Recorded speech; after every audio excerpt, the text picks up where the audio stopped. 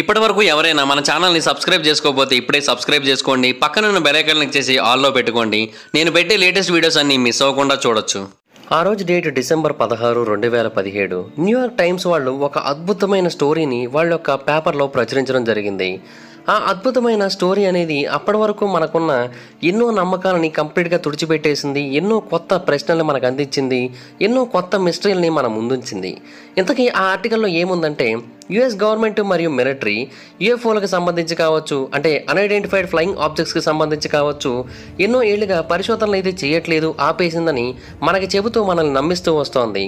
కానీ మా యొక్క ఇన్వెస్టిగేషన్లో తెలిసింది ఏంటంటే advanced aerospace threat identification programme AATIP ఈ ప్రోగ్రామ్ అనేది ఇంకా కొనసాగుతూనే ఉంది.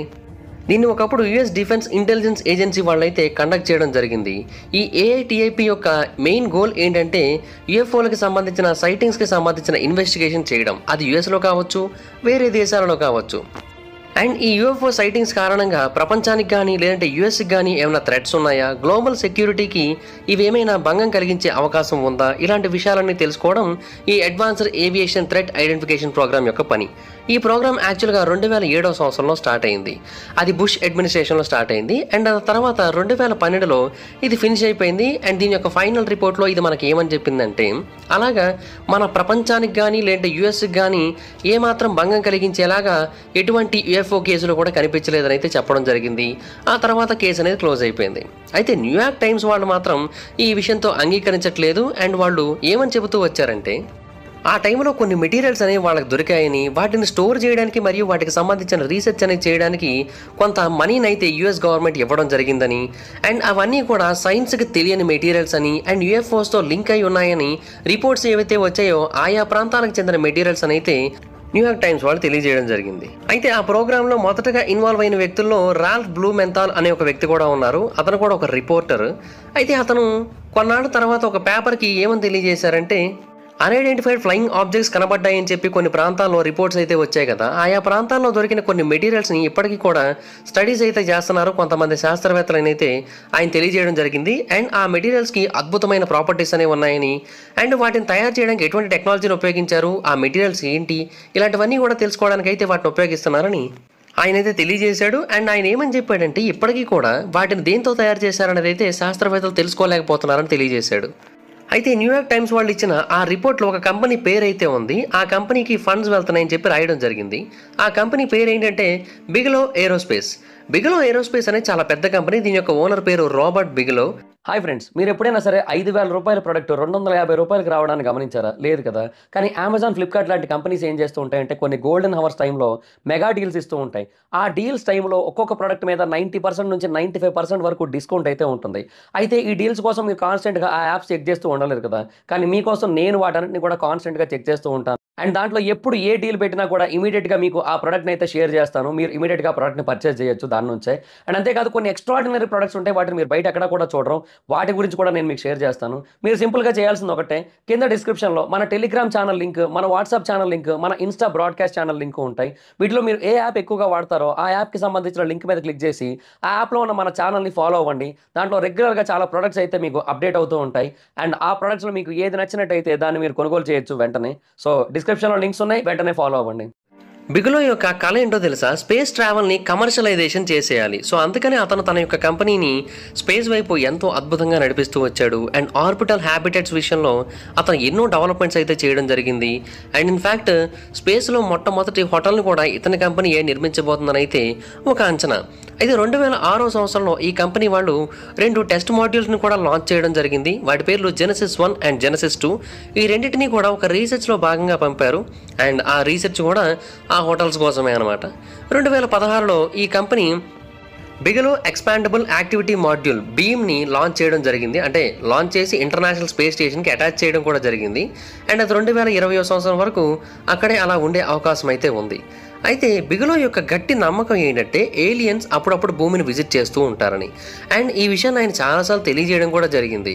1995 యొక్క మొదట్లో అతను ఏమని చెప్పాడంటే, నేను రియల్ ఎస్టేట్ ద్వారా, హోటల్స్ ద్వారా ఏవైతే డబ్బును సంపాదించానో ఆ ఆస్తి మొత్తాన్ని కూడా national institute for discovery science ఈ సంస్థ వాళ్ళకి ఫండ్గా ఇస్తున్నానని అయితే చెప్పాడు. ఈ సంస్థ ఎక్కువగా పారానార్మల్ యాక్టివిటీస్ మీద, క్యాటిల్ మ్యూటిలేషన్స్ మీద, ఫైనల్గా మన ఫేవరెట్ టాపిక్ అయిన యూఎఫ్ఓ సైటింగ్స్ మీద ఇన్వెస్టిగేషన్స్ అయితే చేస్తూ ఉంటుంది. ఈ ఇన్స్టిట్యూట్ వాళ్ళు తమ యొక్క ఇన్వెస్టిగేషన్లో ఎంత డీప్గా వెళ్ళిపోయారంటే, షర్మన్ ర్యాంచ్ అని ఉతహలో ప్రాంతం ఉంటుంది. ఆ ప్రాంతంలోనే చాలా వరకు ఏలియన్ ఎన్కౌంటర్స్ అయితే జరిగాయని చెప్పి చాలామంది అయితే రిపోర్ట్స్ ఇవ్వడం జరిగింది. సో ఆ ప్రాంతం మొత్తాన్ని కూడా వీళ్ళ యొక్క ఇన్వెస్టిగేషన్ కోసమని దత్తత తీసేసుకోవడం జరిగింది.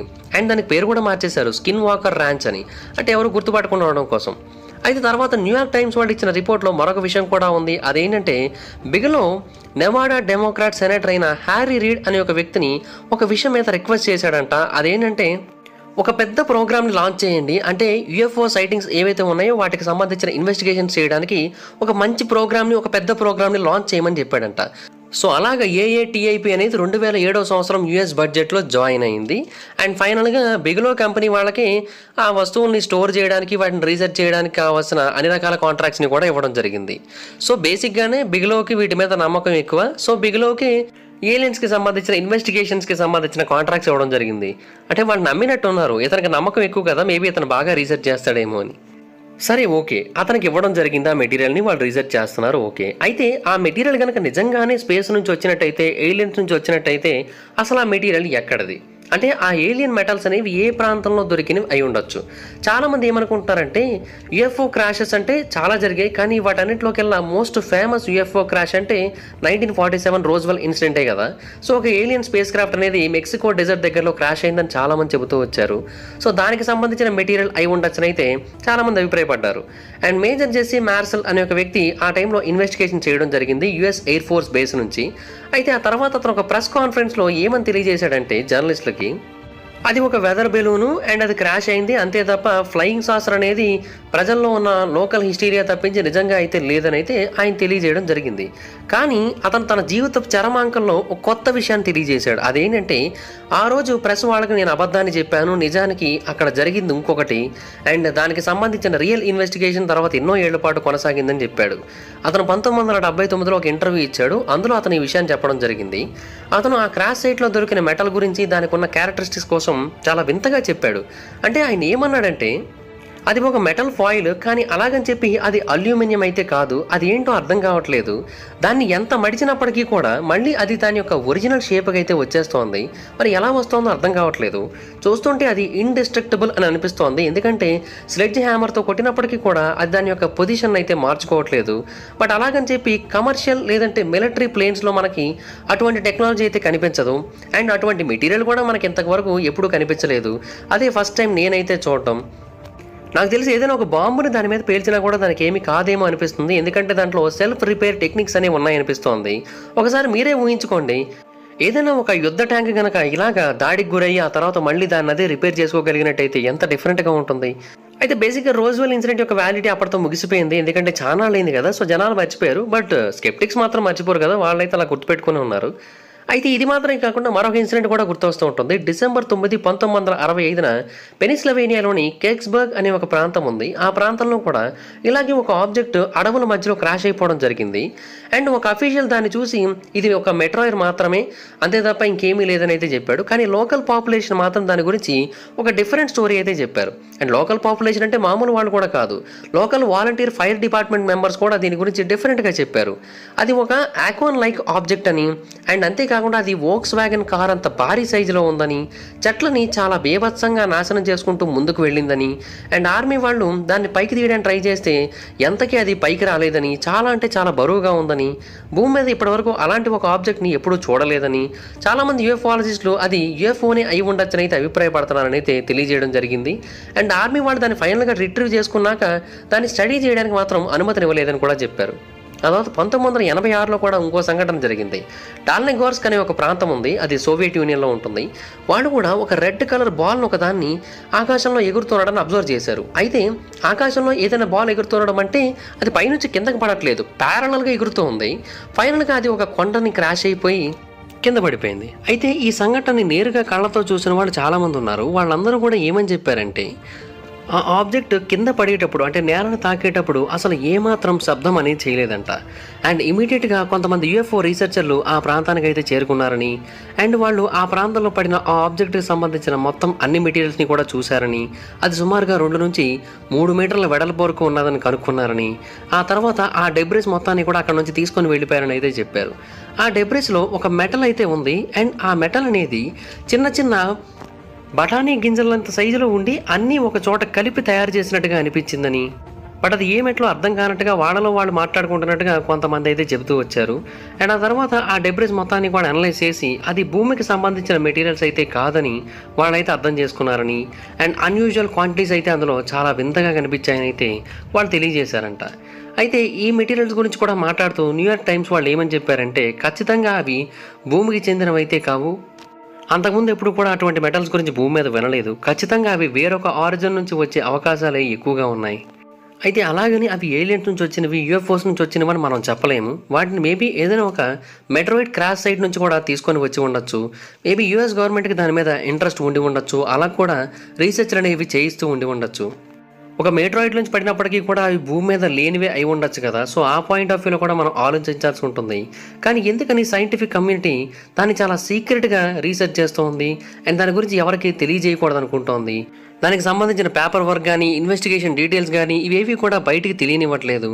దీని వెనక ఖచ్చితంగా ఏదో ఒక మిస్టరీ అయితే దాగి ఉంటుందని చాలామంది అయితే అభిప్రాయపడుతున్నారు.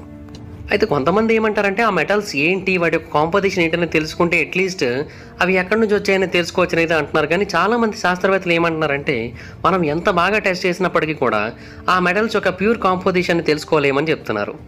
మే నేమన్ అనే ఒక వ్యక్తి ఉన్నారు. అతను ఆరెగన్ స్టేట్ యూనివర్సిటీలో డిపార్ట్మెంట్ ఆఫ్ కెమిస్ట్రీలో లెక్చరర్గా పనిచేస్తూ ఉన్నారు.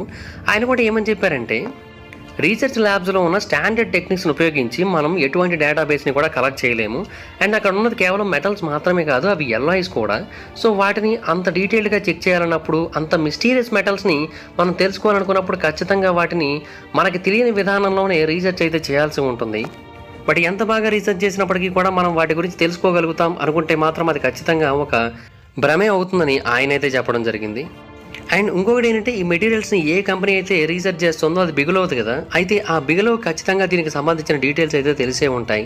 కానీ ఆయన మాత్రం దీని గురించి బయటికి చెప్పడానికి ఇష్టపడట్లేదు. అండ్ ఇప్పటికీ కూడా వీటిని అన్నోన్ టు సైన్స్ అనే ఒక పేరు పెట్టి వదిలేస్తున్నారు. ఖచ్చితంగా ఈ మెటీరియల్స్ కనుక ఎక్స్ట్రా ప్లానెటరీ సోర్స్ నుంచే వచ్చినట్టయితే, ఆ ఎక్స్ట్రా ప్లానెటరీ సోర్స్లో నివసిస్తుంది ఎవరు వాటిని భూమి మీదకి పంపారు, వాళ్ళ యొక్క ఇంటెలిజెన్స్ మనకంటే ఎక్కువ, అసలు వాళ్ళని ఎలా మనం కనుక్కోవాలి, ఇలాంటి విషయాలన్నీ కూడా మనం తెలుసుకోవాల్సి ఉంటుందని అయితే వాళ్ళు తెలియజేస్తూ వచ్చారు. బట్ స్టిల్ ఇప్పటికీ కూడా ఇది ఒక మిస్టరీగానే మిగిలిపోయింది. సో గైస్, మీరేమనుకుంటున్నారు వీటికి సంబంధించి? ఇది ఒక మిస్టరీ అనుకుంటున్నారా, లేదా ట్రూత్ అనుకుంటున్నారా? ఏమనుకుంటున్నారో కింద కామెంట్ సెక్షన్లో తెలియజేయండి. ఈ వీడియో మీకు నచ్చినట్లయితే లైక్ చేయండి, వీడియోని షేర్ చేయండి, మా ఛానల్ని సబ్స్క్రైబ్ చేసుకోండి, పక్కనే ఉన్న బెల్ ఐకాన్ క్లిక్ చేయండి. వీడియో షేర్ చేయడం మాత్రం మర్చిపోద్దు, ఇంకా షేర్ చేస్తేనే వీడియో గురించి మా ఛానల్ గురించి అంత తెలుస్తుంది. ఒకవేళ మీరు డైరెక్ట్గా ఫాలో అవ్వాలనుకుంటే నా ఇన్స్టాగ్రామ్ ఐడి యొక్క లింక్ కింద డిస్క్రిప్షన్లో ఉంటుంది, దాని మీద క్లిక్ చేసి మీరు ఫాలో అవ్వచ్చు. Thank you guys, bye bye. Hi friends, మీరు ఎప్పుడైనా సరే 5,000 రూపాయల ప్రోడక్ట్ 250 రూపాయలకి రావడానికి గమనించారా? లేదు కదా. కానీ అమెజాన్, ఫ్లిప్కార్ట్ లాంటి కంపెనీస్ ఏం చేస్తూ ఉంటాయంటే, కొన్ని గోల్డెన్ హవర్స్ టైంలో మెగా డీల్స్ ఇస్తూ ఉంటాయి. ఆ డీల్స్ టైంలో ఒక్కొక్క ప్రోడక్ట్ మీద 90% నుంచి 95% వరకు డిస్కౌంట్ అయితే ఉంటుంది. అయితే ఈ డీల్స్ కోసం మీరు కాన్స్టెంట్గా ఆ యాప్స్ చెక్ చేస్తూ ఉండలేరు కదా. కానీ మీకోసం నేను వాటన్నిటిని కూడా కాన్స్టెంట్గా చెక్ చేస్తూ ఉంటాను. అండ్ దాంట్లో ఎప్పుడు ఏ డీల్ పెట్టినా కూడా ఇమీడియట్గా మీకు ఆ ప్రోడక్ట్ని అయితే షేర్ చేస్తాను. మీరు ఇమీడియట్గా ఆ ప్రోడక్ట్ని పర్చేస్ చేయొచ్చు దాని నుంచే. అండ్ అంతేకాదు, కొన్ని ఎక్స్ట్రాడినరీ ప్రొడక్ట్స్ ఉంటాయి, వాటిని మీరు బయట ఎక్కడ కూడా చూడరు. వాటి గురించి కూడా నేను మీకు షేర్ చేస్తాను. మీరు సింపుల్గా చేయాల్సింది ఒకటే, కింద డిస్క్రిప్షన్లో మన టెలిగ్రామ్ ఛానల్ లింక్, మన వాట్సాప్ ఛానల్ లింక్, మన ఇన్స్టా బ్రాడ్కాస్ట్ ఛానల్ లింక్ ఉంటాయి. వీటిలో మీరు ఏ యాప్ ఎక్కువగా వాడతారో ఆ యాప్కి సంబంధించిన లింక్ మీద క్లిక్ చేసి ఆ యాప్లో ఉన్న మన ఛానల్ని ఫాలో అవ్వండి. దాంట్లో రెగ్యులర్గా చాలా ప్రొడక్ట్స్ అయితే మీకు అప్డేట్ అవుతూ ఉంటాయి. అండ్ ఆ ప్రొడక్ట్స్లో మీకు ఏది నచ్చినట్టయితే దాన్ని మీరు కొనుగోలు చేయొచ్చు వెంటనే. సో డిస్క్రిప్షన్లో లింక్స్ ఉన్నాయి, వెంటనే ఫాలో అవ్వండి.